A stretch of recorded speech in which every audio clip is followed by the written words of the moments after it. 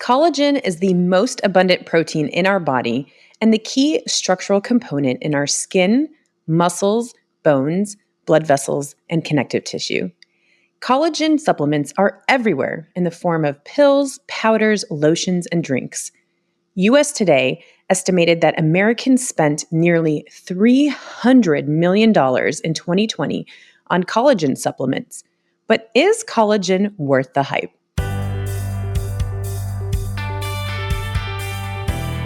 This is Flourish, a podcast brought to you by Prisma Health. I'm your host, Dr. Rania Habib. Joining me today is Lisa Money, a registered dietitian nutritionist who is board certified in sports dietetics with Prisma Health Orthopedics, and she is here today to uncover the truths, dispel the myths, and guide you through collagen's effects on your health.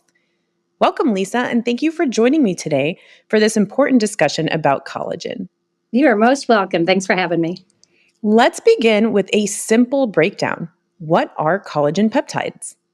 Well, as you said, collagen is found most abundant protein in your body. And when you're thinking about the collagen as far as peptides, collagen peptides have been hydrolyzed into a form that is easily digestible. And so it's basically peptides that are amino acids, and it's proline, hydroxyproline, and glycine. So that's what makes up collagen peptides. Are there benefits to taking collagen supplements? There can be in certain situations. When someone has finished their growth spurt, so after the age of 19 or 20 years old, our bodies start to lose collagen. And when your body is losing collagen, then it's perfectly natural to try to make that up so that you get the complete benefits of a body that has 100% of this vital protein. Okay, so we've seen that collagen exists in so many different forms. You can take them in pills, you can take it in powder, you can take it as gelatin.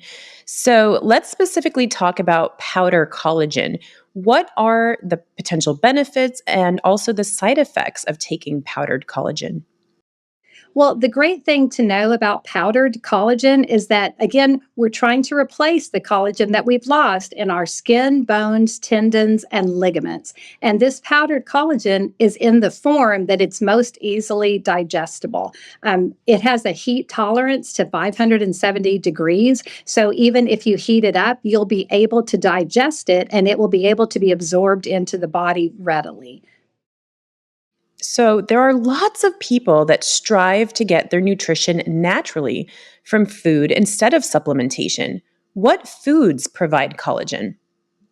Well, again, collagen is from an animal product, and it's usually gained from the collagen, the ligaments, the tendons, the hooves, and the cells from animals such as cow, pig, chicken, and fish. And so those animals, when the skin, the tendons, the hooves have been ground down, you get the collagen, and it's the collagen 1 and collagen 2. And those are different types that are most readily available. And I think the question to ask is collagen type 1 and collagen type 2. Which one is for what type of situation you have in your body? So, for instance, if you're looking for more elasticity in the skin, then you would want to take a collagen that has a type 1 in it. If you're looking for more tendon inflammation or de-inflammation of your tendons and joints so that you have less knee pain, then you're looking for collagen type 2. Can you take too much collagen, Lisa? Well, it can happen, but most of the studies that we have looked at have anywhere from 5 to 10 grams of collagen ingestion for over 5 months. And there have been no adverse effects with taking that type or that amount of collagen. When they looked at randomized controlled studies, they have found that the typical adverse effects happen to both sides, either the ones that were taking the collagen or the ones that were in the group study, the control group. And they all tended to have migraines or a digestive issue as far as constipation or diarrhea. Now, Lisa, I know that you mentioned that type 1 collagen versus type 2 collagen is important to what our end goal is. But is there one form of collagen that is more effective in delivering the collagen to our system? That's a great question. Earlier, when we were first studying collagen, we thought gelatin. Gelatin was it. That was the easiest form of collagen. But that the researchers started to find out that gelatin was difficult to work with, and it actually did not contain the triple helix that's found in the collagen because it's been denatured during the process of making the gelatin. With the collagen peptides, they're not put under the same heat processes that regular making of gelatin is. So that triple helix is not destroyed in the collagen type 2. So that's the one that seems to be absorbed the best. And it's also absorbed the best from bovine species. So. Okay. Now, we've heard a lot about bone broth as a great way to supplement collagen. What are your thoughts on that? Yeah, there's a lot of research on bone broth, but just recently they have decided and discovered that bone broth does not have enough of the triple helix. So it's adequate if you drink enough of it, but you just can't, drink enough of it for it to do the trick. Aha, that's good to know. Now, we know that as Americans, we like to hoard things sometimes. So, is it safe to consume collagen powder that's expired? Well, I know during this time and age, and we're trying to save money, it's very Yes. tempting to do that. But because it is derived from an animal product, you kind of need to treat it like an animal product. And that means it usually has a shelf life similar to whey protein.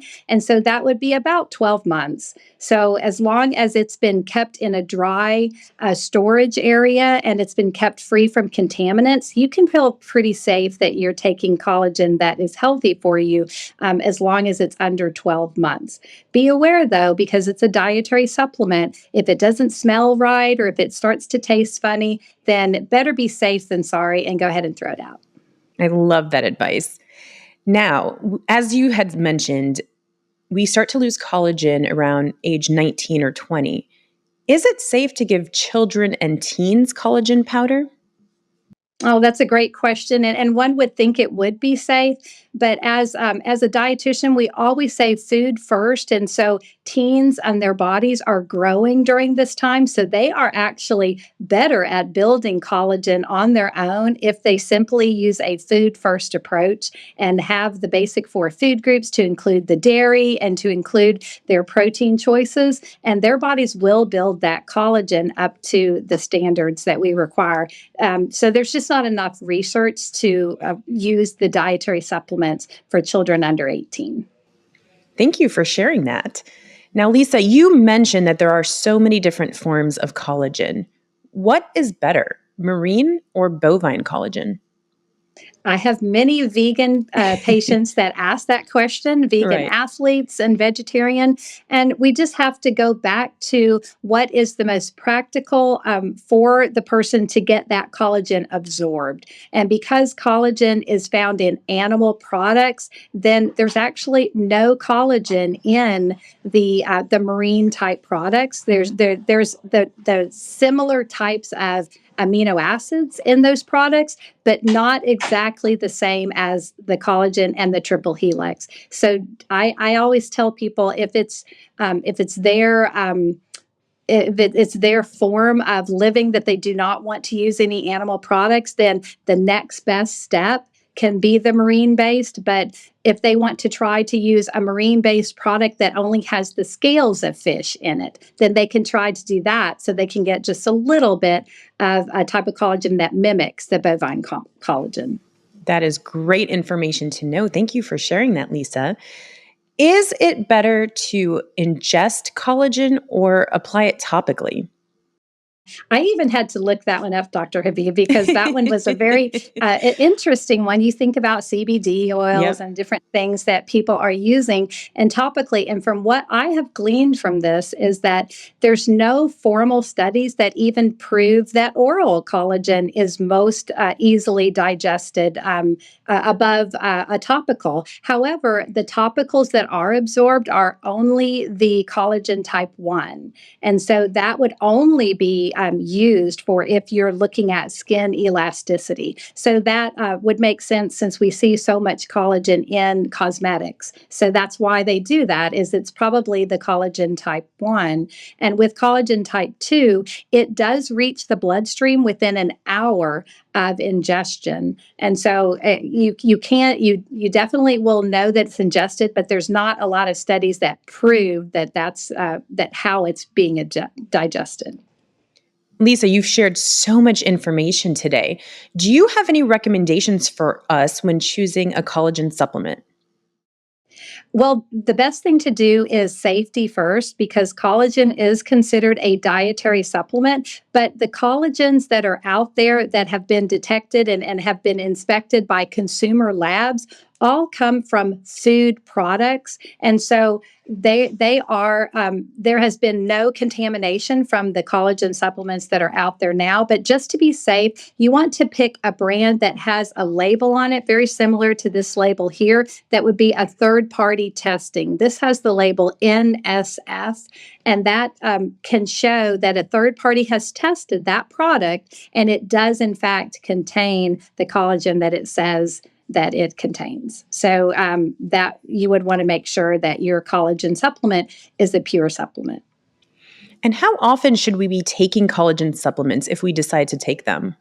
Yeah, good question. It's perfectly fine to take collagen supplements daily for the rest of your life. You don't necessarily have to stop taking them because, again, as we start to lose the collagen in our body, we want to replace that. So it would be great to have a commitment of taking that collagen on a daily basis, whether it's in your coffee or in oatmeal or in a glass of juice.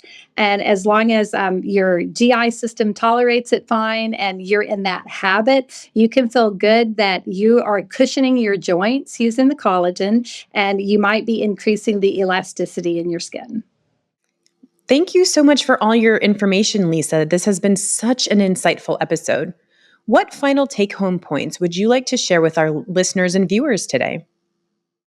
Well, as a sports dietitian, I want to highlight that in the sports world, we use collagen for athletes who are rehabbing from tendon injuries. So just remembering that taking collagen an hour before an athlete goes to a rehab session can increase the cross bridging of those tendons and ligaments, and that can help that athlete heal quicker and build stronger ligaments and tendons. So I want people to remember you can use collagen in the rehab setting as well as for health and beauty.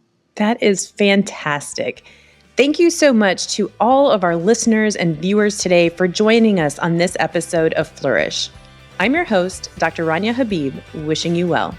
For more information and to listen to additional episodes of Flourish, please visit prismahealth.org/flourish. This has been Flourish, a podcast brought to you by Prisma Health.